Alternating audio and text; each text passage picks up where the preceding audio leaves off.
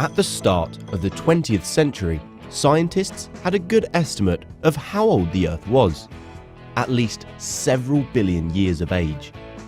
This led to the tricky question as to how the Sun not only generated heat and light, but how it had done this for so long.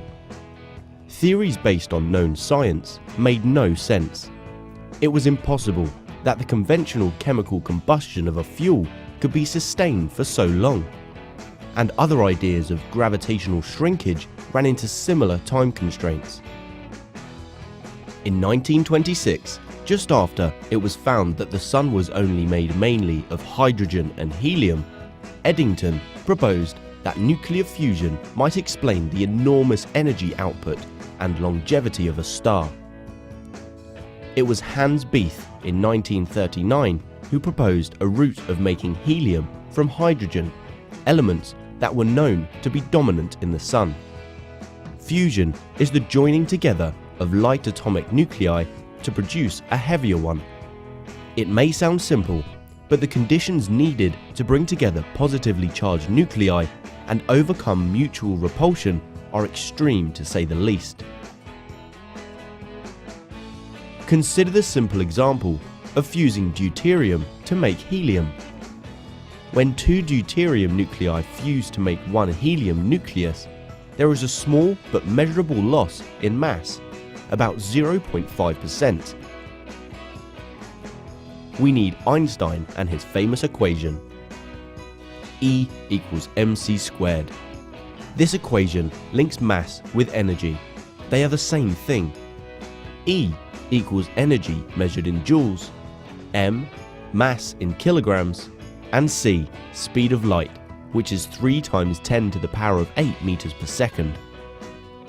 If 1 mole of helium is made, which is 4 grams, then using E equals mc squared, the energy released is about 23 × 10 to the power of 8 kilojoules. That's a lot of energy. This equates to about 72,000 litres of petrol, enough to fill up 1,440 family cars, or, when burned in oxygen, could last one car for a 720,000 mile journey, or 1,160,000 kilometers, a trip that would take you around the world almost 29 times. This, of course, ignores the extreme conditions of high temperature and pressure to bring about fusion, the conditions for which as yet only exist at the core of a star and for an instant when a thermonuclear or hydrogen bomb is detonated. In a hydrogen bomb, a conventional fission bomb is used to heat up and compress a small amount of deuterium and tritium so as to initiate fusion to produce helium.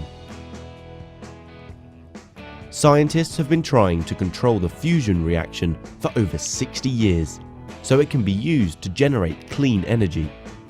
The major issue is getting enough nuclei close together and for long enough for fusion to take place. The International Thermonuclear Experimental Reactor, or ITER, is one of many types being built today.